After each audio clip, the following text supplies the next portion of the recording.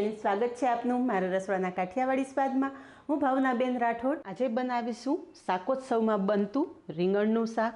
વર્ષો પહેલાં સ્વામિનારાયણ ભગવાને લોજથી આ પ્રથા શરૂ કરેલી, ત્યારથી ચાતુર્માસ આવે એટલે ઠેર ઠેર શાકોત્સવમાં થતો હોય છે। બીજી ઘણી બધી સામગ્રી હોય છે, પણ સાથે બાજરાના રોટલા, ખીચડી અને આ શાકોત્સવ માટેનું સ્પેશિયલ રીંગણનું શાક તો હોય જ છે। તો ઘણા લોકોનું એવું કહેવું હોય છે કે જેવું શાકોત્સવમાં શાક હોય છે એવા સ્વાદનું શાક ઘરે નથી બનતું। તો આજે એ જ સ્વાદનું, એ જ રીતનું આપણે શાક બનાવશું અને નાની નાની બધી જ ટિપ્સ હું તમારી સાથે આગળ શેર કરીશ। તો વિડીયો બિલકુલ સ્કીપ કર્યા વગર જોજો અને વિડીયો પસંદ આવે તો વિડીયોને લાઇક, શેર અને સબસ્ક્રાઈબ કરી પાસે રહેલું બેલ પ્રેસ કરો, જેથી આવનારા નવા વિડીયો સૌથી પહેલાં આપને મળે। તો ચાલો બનાવીએ આંગળા ચાટતા રહી જાવ એવું શાકોત્સવનું શાક। તો આ શાકોત્સવનું શાક બનાવવા માટે પહેલાં તો આપણે કેવા રીંગણની પસંદગી કરવી એ જોવાનું છે। તો શાકોત્સવના શાક માટે થઈને આપણે આ રીતે રવૈયા રીંગણ આવે છે ને એની પસંદગી કરવાની। અત્યારે મેં થોડા લાંબી સાઇઝના રીંગણ લીધા છે, પણ જે નાની સાઇઝના રીંગણ આવે છે ને એ લઈને પણ આ શાકોત્સવનું શાક તમે બનાવી શકો છો। આ રીંગણ સ્વાદે મીઠા હોય છે અને એકદમ સરસ કૂણા હોય છે, જેથી શાક સ્વાદમાં ખૂબ જ સરસ બને છે। અને સાથે મેં અત્યારે 2 મોડા મરચાં લીધા છે। મરચાં નાખવા ટોટલી ઓપ્શનલ છે, પણ શાકોત્સવમાં શાકમાં આ રીતે લીલા મરચાંનો પણ ઉપયોગ થતો હોય છે અને આ શાકમાં બીજા કોઈ પણ શાકભાજીનો ઉપયોગ નથી થતો। ઘણા લોકો તુવેરના દાણા કે વટાણા ઉમેરે છે, પણ જે મંદિરોમાં શાકોત્સવના શાકમાં શાક બને છે ને એમાં ખાલી રીંગણનો ઉપયોગ કરીને જ આ શાકોત્સવનું શાક બને છે। તો અત્યારે આપણે એકલા રીંગણનો ઉપયોગ કરી અને આ શાક બનાવશું। તો પહેલાં આપણે રીંગણ સમારવાના છે, જેના માટે એક વાસણમાં મેં પાણી લીધેલું છે, જેથી રીંગણ બિલકુલ કાળા ના પડે।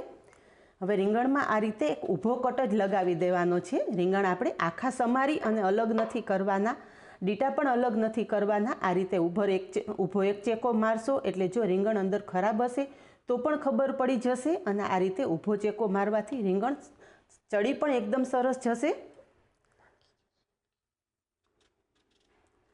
આ રીતે અંદર સુધી આપણે ચેકો લગાવી અને રીંગણ સમારી લેશું। અહીંયા તમે જુઓ કે રીંગણ એકદમ ચીભડા જેવા એકદમ કૂણા છે, બિલકુલ બિયા નથી અને અંદરનો પાર્ટ પણ એકદમ સફેદ છે। તો આ રીતે રીંગણ સમારી લેશું અને મરચાંના આ રીતે થોડા મોટા મોટા ટુકડા કરી લેશું।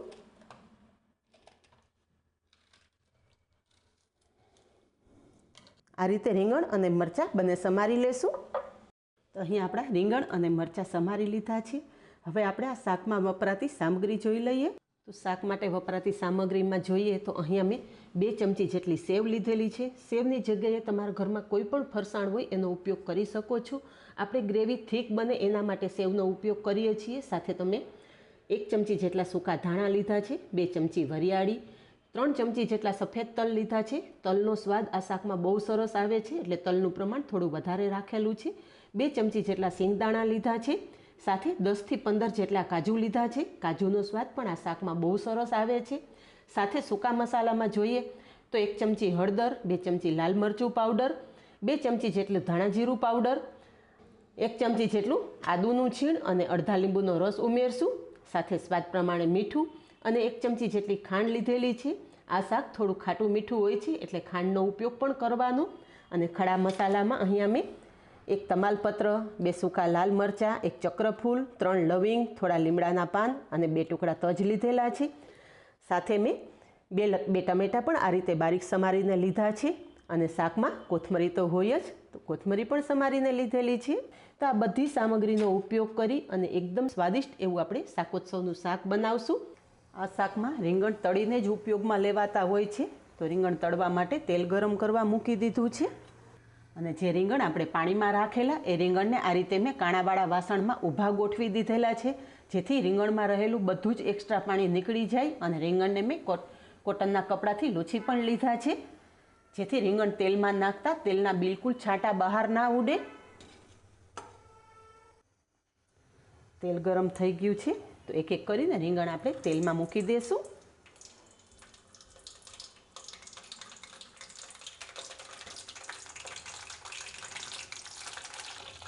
ગેસની ફ્લેમ મીડિયમ ટુ લો રાખી અને રીંગણને આ રીતે તળી લેવાના છે।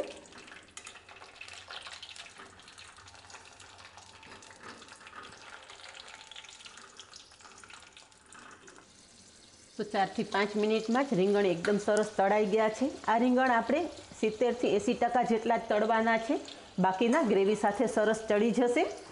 એટલે તળાયેલા રીંગણ એક પ્લેટમાં લઈ લેશું.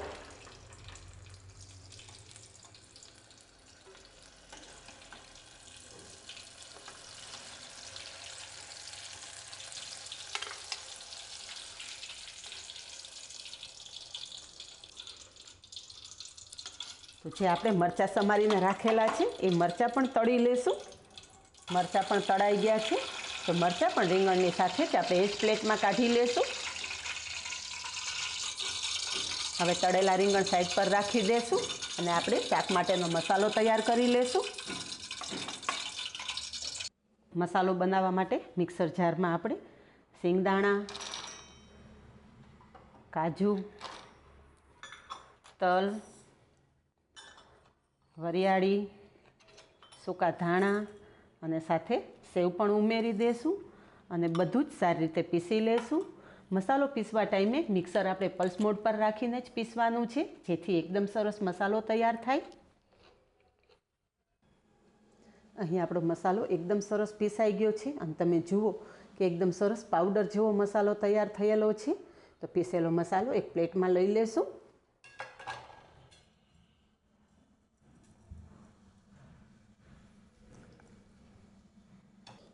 અને એની સાથે જ બાકીના મસાલા પણ ઉમેરી દઈશું, જેમાં લાલ મરચું પાવડર, હળદર, ધાણા જીરું પાવડર, સ્વાદ પ્રમાણે મીઠું અને ખાંડ ઉમેરી દઈશું. બધો જ મસાલો હાથેથી ચોળી અને સારી રીતે મિક્સ કરી લેશું. અહીંયા આપણા સ્વાદિષ્ટ શાકનો મસાલો તૈયાર થઈ ગયો છે. હવે શાકનો વઘાર કરશું. હવે જે આપણે મસાલો બનાવેલો છે એ તળેલા રીંગણ ઉપર છાંટી દેશું અને રીંગણને આ રીતે ઉપર નીચે કરી લેશું, જેથી રીંગણની અંદર સુધી આ મસાલો આવી જાય.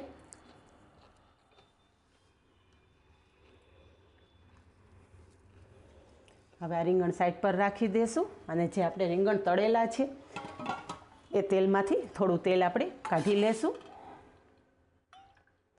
જનરલી શાકોત્સવનું શાક ઘીમાં બનતું હોય છે. ઘણા લોકો વધારે ઘી ખાવું પસંદ નથી કરતા હોતા, એટલે આપણે અત્યારે અડધું ઘી અને અડધા તેલમાં આ શાક બનાવશું. ઘી અને તેલનું પ્રમાણ તમે તમારા સ્વાદ મુજબ વધારે કે ઓછું કરી શકો છો.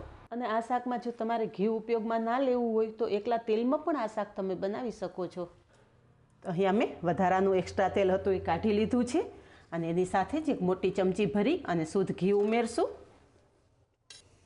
ચાતુર્માસ શરૂ થાય એટલે લગભગ સ્વામિનારાયણ મંદિરમાં શાકોત્સવ થતો હોય છે અને શાકોત્સવનું મેઇન ઇન્ગ્રીડિયન્ટ જ આ શાક હોય છે. આ શાક સ્વામિનારાયણ ધર્મના લોકોને તો પસંદ છે જ, પણ અધર ધર્મના લોકો પણ સ્વામિનારાયણ સંપ્રદાયનું આ શાકોત્સવનું શાક ખાવા માટે પડાપડી કરતા હોય છે. એટલું સ્વાદિષ્ટ આ શાક હોય છે.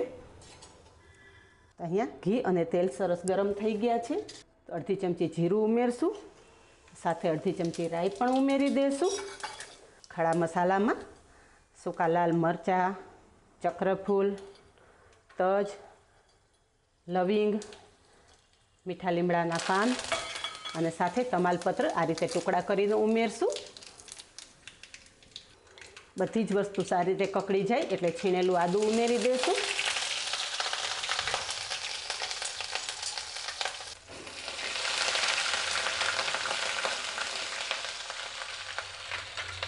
આદું પણ એકદમ સારી રીતે કકડી ગયું છે.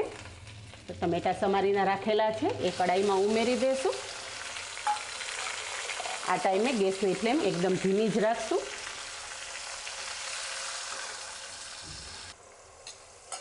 એકાદી મિનિટ ઢાંકણ ઢાંકી દઈશું, જેથી ટમેટા ઝડપથી સોફ્ટ થઈ જાય. હવે અહીંયા થોડી વાર પછી જોઈ લઈએ તો આપણા ટમેટા એકદમ સરસ સોફ્ટ થઈ ગયા છે.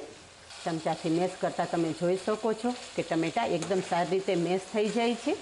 આ રીતે ચમચાની મદદથી થોડા ટમેટા આવી રીતે મેશ કરી લેશું. હવે ટમેટા સારી રીતે મેશ થઈ ગયા છે, તો જે તૈયાર કરેલો મસાલો છે એ કડાઈમાં ઉમેરી દઈશું. અત્યારે આપણે શેંગદાણા, તલ અને બાકીની સામગ્રી કાચી જ ઉપયોગમાં લીધેલી, એટલે આ રીતે ટમેટા સાથે મિક્સ કરી દઈશું, જેથી બાકીની સામગ્રી સારી રીતે સંતળાઈ જશે. અને ગેસની ફ્લેમ એકદમ ધીમી રાખીને જ આ બધી પ્રોસેસ કરવાની છે.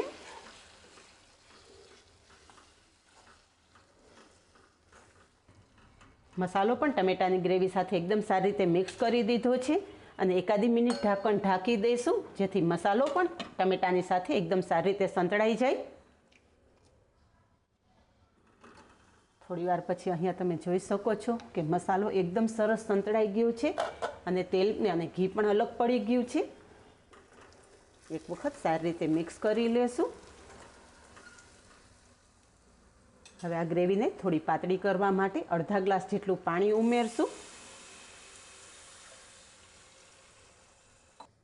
ફરી પાછું ઢાંકણ ઢાંકી દઈશું, જેથી ગ્રેવી પણ સારી રીતે ઉકળી જાય. થોડી જ વારમાં ગ્રેવી સરસ ઉકળવા માંડી છે. તો જે આપણે તળીને રાખેલા રીંગણ અને મરચાં છે એ ગ્રેવીમાં ઉમેરી દઈશું.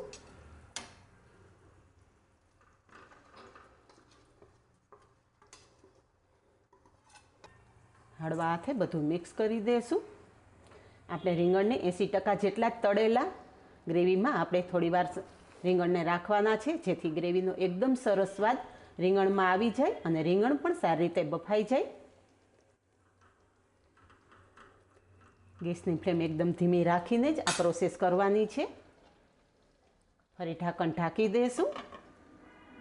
થોડીવાર પછી શાક ચેક કરી લઈએ તો તમે જોઈ શકો છો કે શાકમાં ઉમેરેલું તેલ અને ઘી ઉપર આવી ગયું છે અને રીંગણ ચેક કરીએ તો રીંગણ પણ એકદમ સારી રીતે બફાઈ ગયા છે.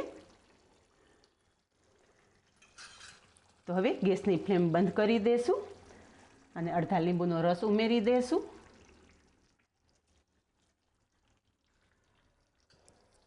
ચપટી જેટલો ગરમ મસાલો પણ ઉમેરશું. ઉપરથી ફ્રેશ ધાણા ઉમેરી અને તૈયાર થયેલું શાક સર્વ કરશું. શાકનો કલર અને ટેક્સચર તમે જોઈ શકો છો કે જેવું શાકોત્સવમાં હોય એવું જ આપણું શાક તૈયાર થયેલું છે. તો તૈયાર છે શાકોત્સવમાં બનતું સ્પેશિયલ શાક. આ જ રીતે બનાવો અને કમેન્ટમાં જણાવો કે બધી જ ટિપ્સ સાથે બનેલા શાકની રેસીપી કેવી લાગી. આજે બસ આટલું જ. મળીએ નેક્સ્ટ વિડીયોમાં. ત્યાં સુધી બાય. Thank you.